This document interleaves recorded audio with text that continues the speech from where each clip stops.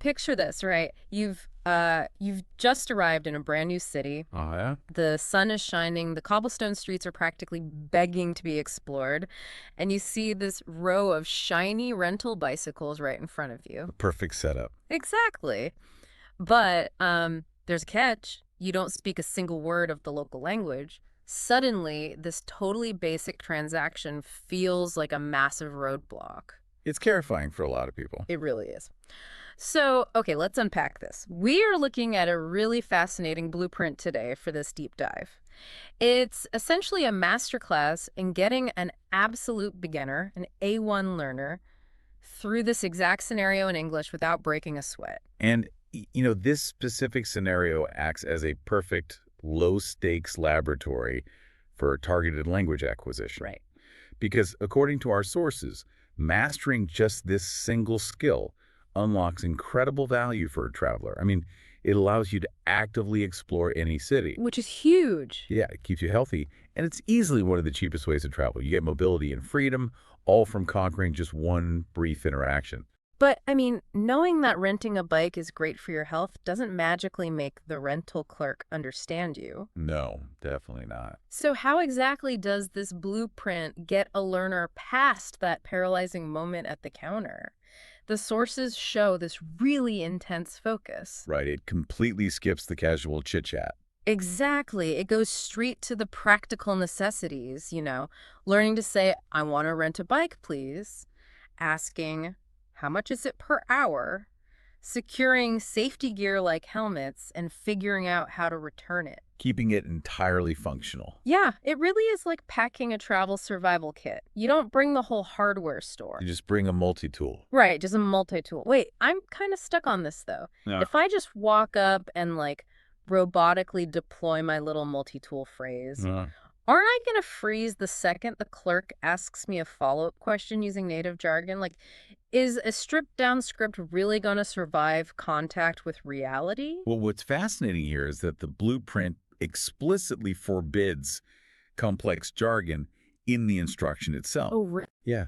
No advanced cycling terminology, no metaphors, no idioms, nothing that would muddy the waters. And it survives contact with reality because it actively protects the learner's working memory. Oh, so. Because an A1 learner's brain physically cannot process grammar rules, vocabulary, and situational stress all at the same time in real time. Oh, wow. That makes sense. It just overloads them. Exactly. By strictly focusing on these core functional phrases, we prevent that cognitive overload. The clerk doesn't need poetry, right? They just need to know you want a bike and for how long. Right. They just want to make the sale. Stripping the language down to its absolute chassis gives the learner the immediate confidence to actually initiate the exchange. So by removing all that linguistic noise, we're actually shielding the learner's brain from overloading in a moment of stress. Precisely. Here's where it gets really interesting, though. Having the right phrases is one thing, but how this blueprint actually installs them into the learner's brain is super specific. Oh, the delivery method. Yeah, the text demands that the information be delivered extremely slowly, with hyper-clear pronunciation and these long, deliberate pauses. Which is crucial. But doesn't that sound entirely unnatural? If you learn by listening to someone speaking at half speed, I hear you go with this. aren't we setting a beginner up to fail when they hit the streets and locals are talking at normal, blazing fast conversational speed?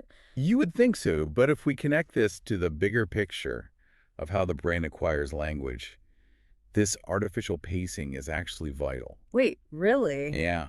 For an A1 learner, heavy repetition combined with the really warm, patient, and highly encouraging tone is non-negotiable. It basically all comes down to auditory processing. Okay, break that down for me. Well, adult brains are already hardwired for their native language, so they literally struggle to hear foreign phones at natural speeds. It just sounds like a blur. Oh, sure, like a wall of sound. Exactly. That slow pace gives the brain the necessary milliseconds to physically isolate the new sounds and map them to meaning. You have to wire the circuit before you can run electricity through it at full speed. Ah, I love that. So the slow speed isn't about mimicking real life, it's just the construction phase for the neural pathway. You nailed it. So what does this all mean for you, the listener? Essentially, taking a few simple, jargon-free phrases and delivering them with immense patience and heavy repetition is the ultimate key to unlocking cheap, healthy, and active city exploration. You don't need fluency to get the bike. Yeah. You just need that well-crafted multi-tool. It turns a potentially intimidating barrier into a highly empowering stepping stone. Absolutely. Well, thank you so much for joining us on this deep dive. But before you go, I do want to leave you with a thought. Let's hear it. If a totally foreign transaction can be conquered by just repeating 2 or 3 perfectly chosen jargon-free sentences, what other daunting, complex challenges in your life could be solved right now by simply stripping away the noise and focusing purely on the absolute basics?